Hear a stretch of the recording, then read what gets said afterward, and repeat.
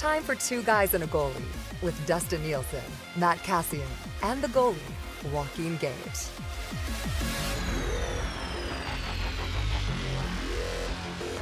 Hello, everyone, and welcome to a Monday episode of Two Guys and a Goalie. Nielsen, Cass, and Gage with you. Thank you very much for popping by. As always, Two Guys and a Goalie brought to you by our great partners at CoolBet. You want to bet on the World Juniors? You can bet on the World Juniors at CoolBet. When you sign up for an account, use the code 2guys2 and the word guys. Cass, we'll get to you in a second. Gage, I'm assuming you sat around and did nothing this weekend with Formula One still on summer break.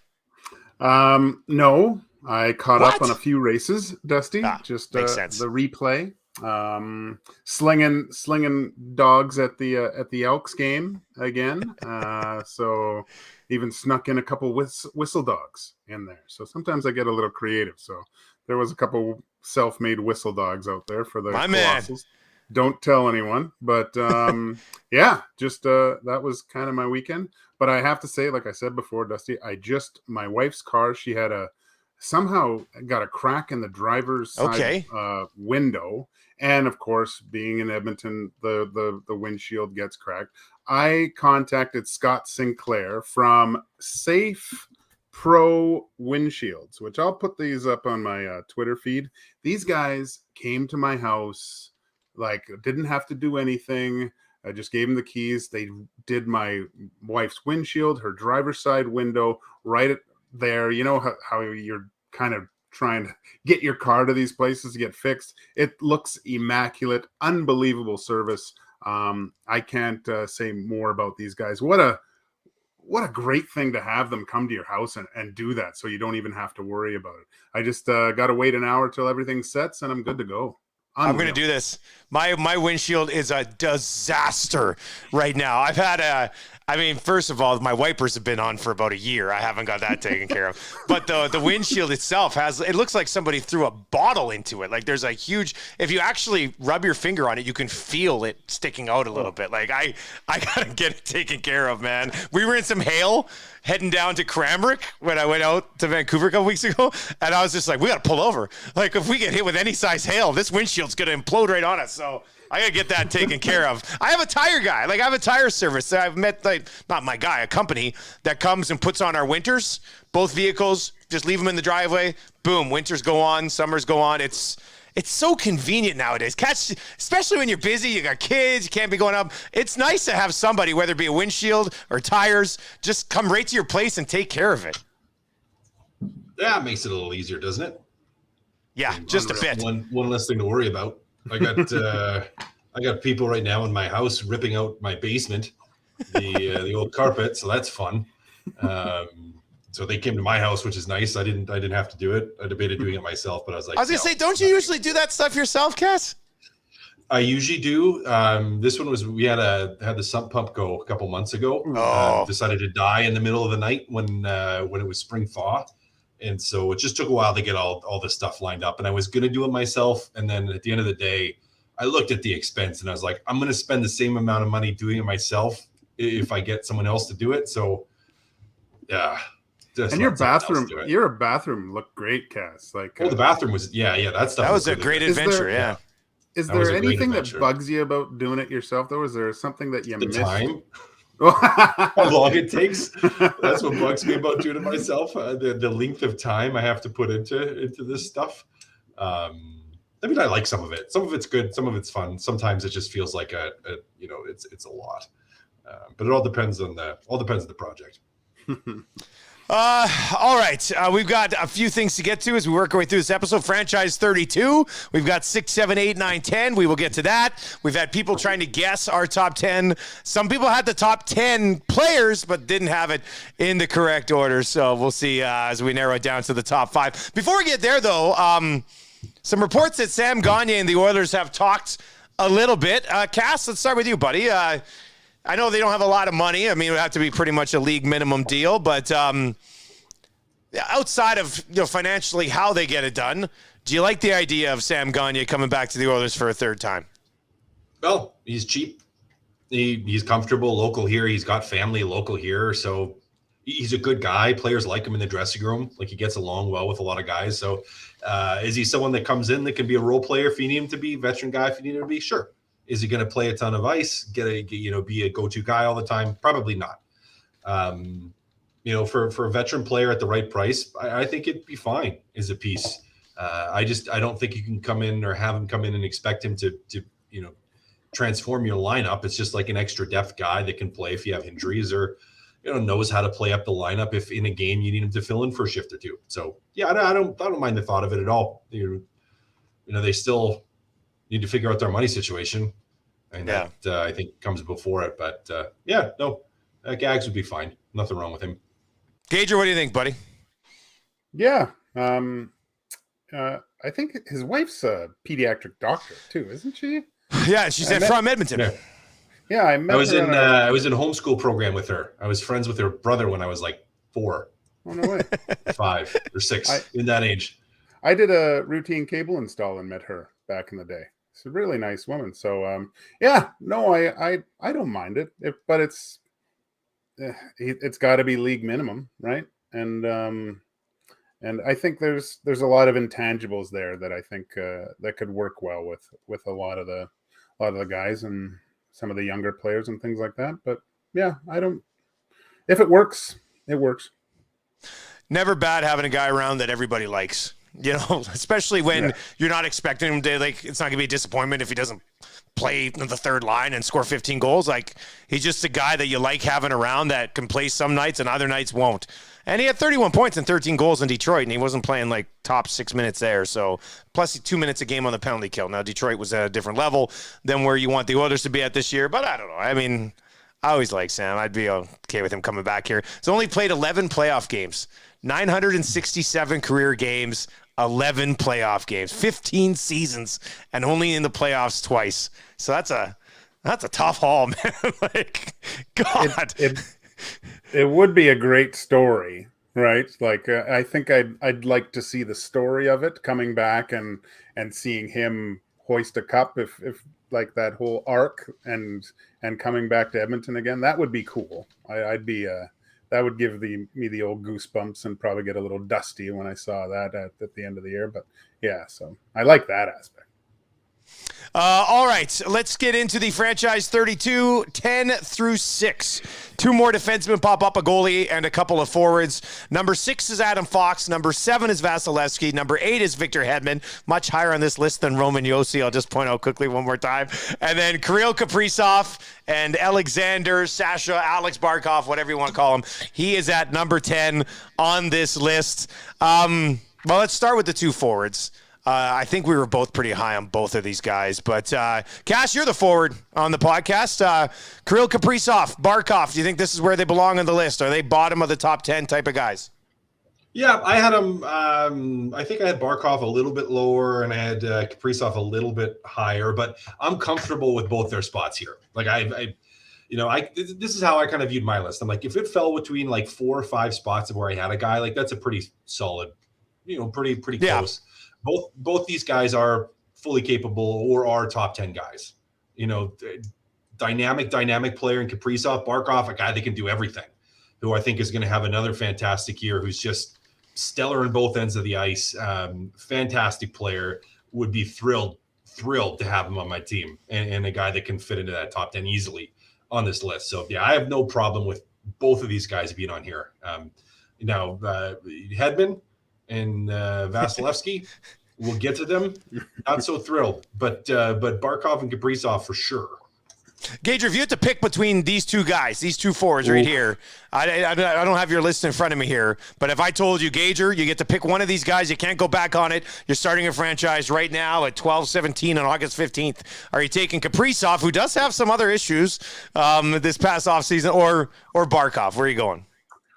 I would have to say Barkov, Dusty. Just the big, huge, awesome centerman.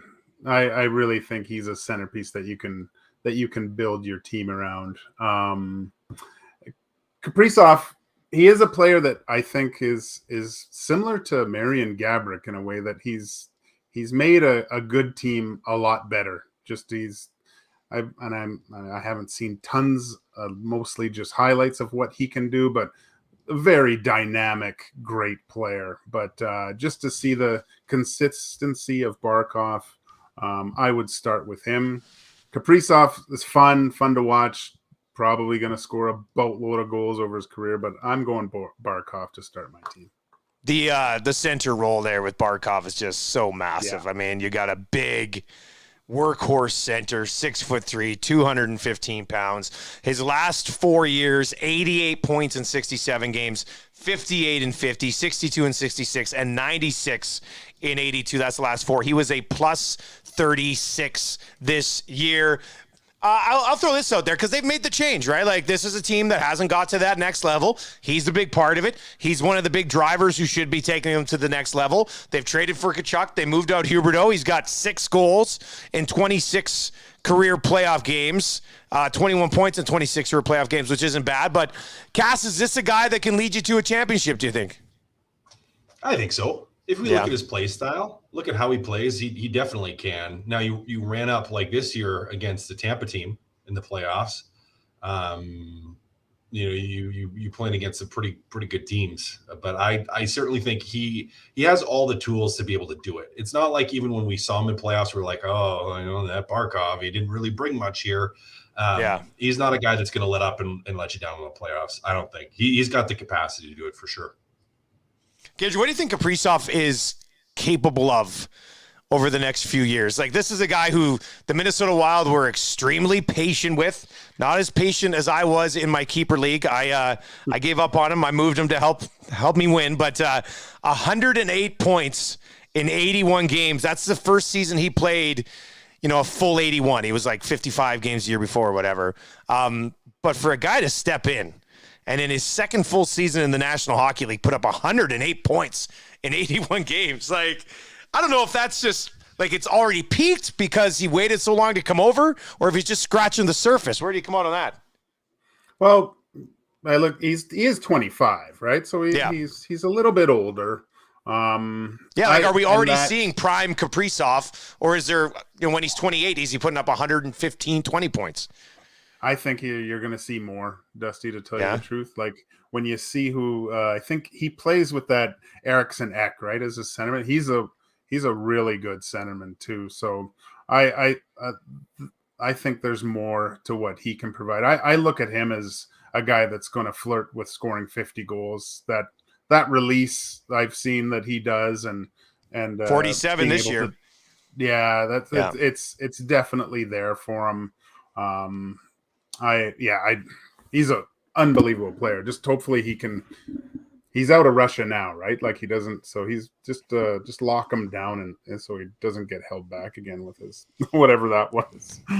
All right, let's group these next 2 guys together on this list, and then we'll save Adam Fox, a younger defenseman than these 2 guys that we've got right now. Yeah, it's funny that these 2 guys are back to back, because weren't we having the conversation earlier in the summer, like, would you rather start a franchise with the franchise goaltender or the franchise defenseman? And here we've got 2 of them in Vasilevsky and Victor Hedman. And Cass, these guys are just too over the hill for you to be this high, or what?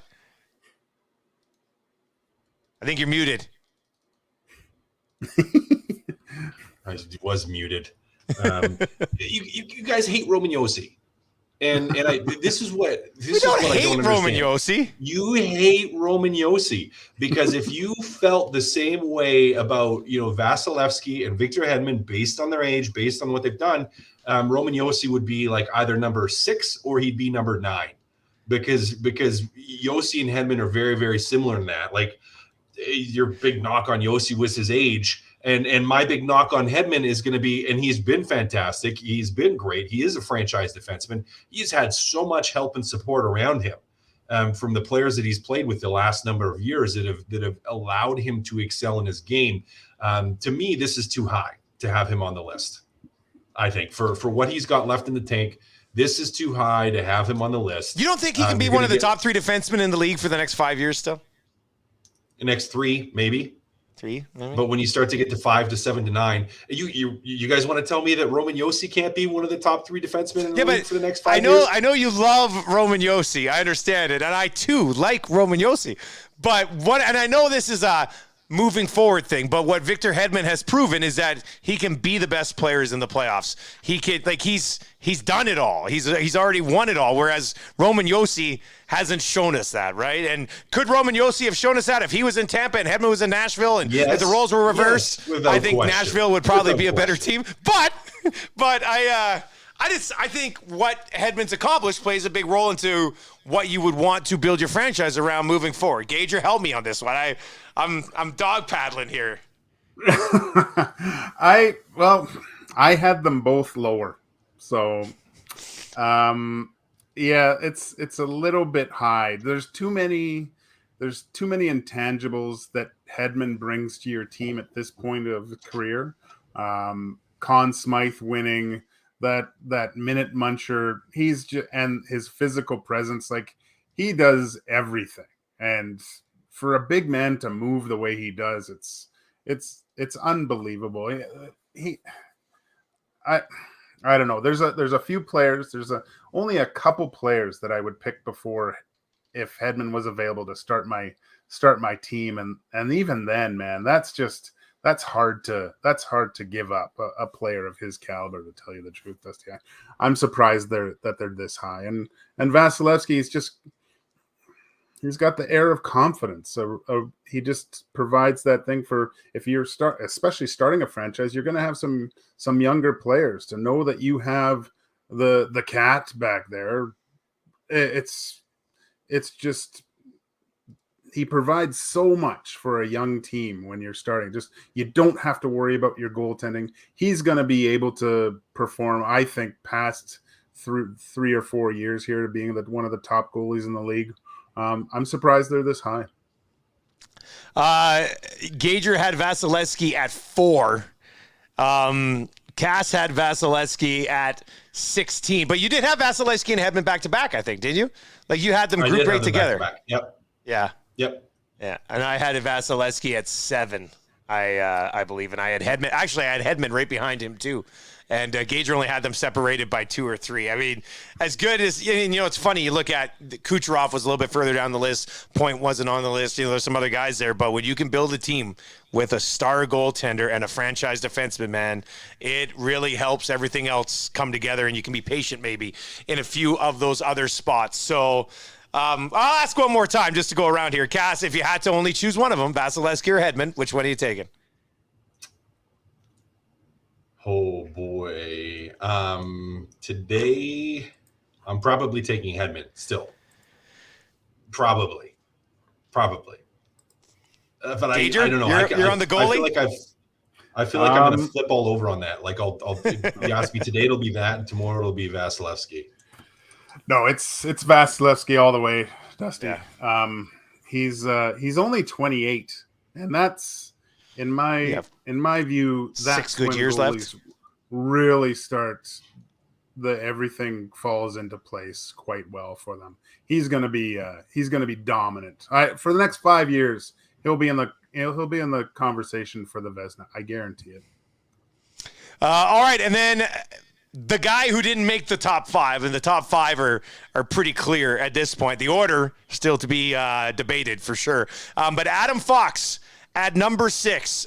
Cass, you had him, I think you had him the highest. Well, you and Gager both had him pretty high. No, that was I had him at number 6. I had him at 6. You had him at 6. You had him the highest, I do believe. He was at 6, he was 7, and he was 10. We all had him in the top 10. Castle, go ahead, buddy. You had him highest. Yeah, I mean, franchise defenseman. I don't know what else to say about it. Young franchise defenseman. Does fantastic things. You're going to have him for a long period of time. He's going to put up points, and you absolutely can build a team around him. To me, this is a guy that's, I mean, he's the let's call it the new age type of defenseman.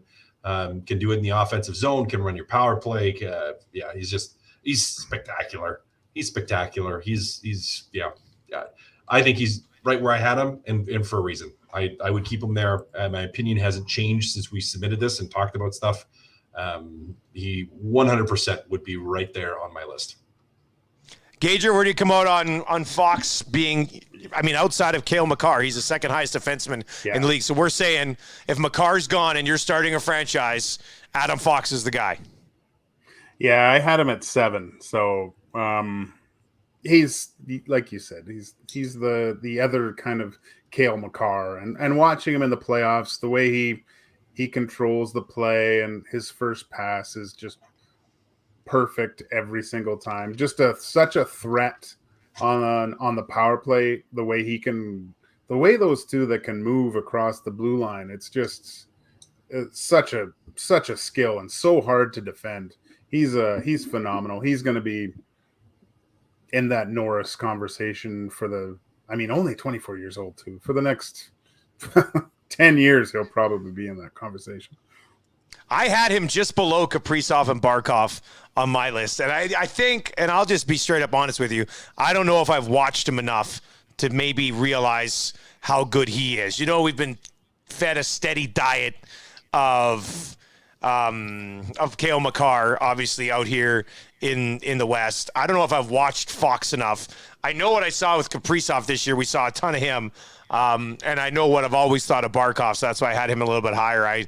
Maybe I'm a little guilty of being a little bit low on Fox, but he still ended up, very, very high on the list. Kind of that one guy that sort of slotted in beyond what was pretty much a clear-cut top 5 for all of us, I believe, which we will get into on the next episode of Two Guys and a Goalie. But yeah, Adam Fox, Vasilevsky, Hedman, Kaprizov, and Barkov. We will get to our top 5 in our next episode, and we'll also play a fun little game of, if we had made Connor Bedard eligible on this list, where would he have slotted in? We'll just do that for fun. So think about that, and we'll do that on the next episode of Two Guys and a Goalie, which is brought to you by I can't believe how rattled you were that Vasilevsky and Hedman were in these spots, Cass. Do you not respect back-to-back cups? You know what? It rattles me because of the disrespect to Roman Josi. They're about 10 spots higher than where you had him. That's what it is, hey? So if Roman Josi was 9, you'd be like, oh, this is right where everybody belongs. This is right where everyone belongs. Yeah, fair enough. I will say you've done a decent job convincing me of they should be closer than where they were. Because where was Josi? 22? I think Josi was 22 on our overall consensus list. Yeah, he was 22. So yeah, maybe he deserved to be a little bit higher. Or maybe he's just not Victor Hedman. All right, that's going to do it for another episode of Two Guys and a Goalie. We will get to our franchise 32 top 5. We know the names. We know that Austin Matthews will be in there. We know that Nathan McKinnon will be in there. We know that Cale Makar will be in there. And we know that there will be a couple of Edmonton Oilers on that list as well. What is the order? We'll find out in the next episode of Two Guys and a Goalie. Cass, Gauger, good episode today, boys, and we will catch up again later in the week. Later, boys.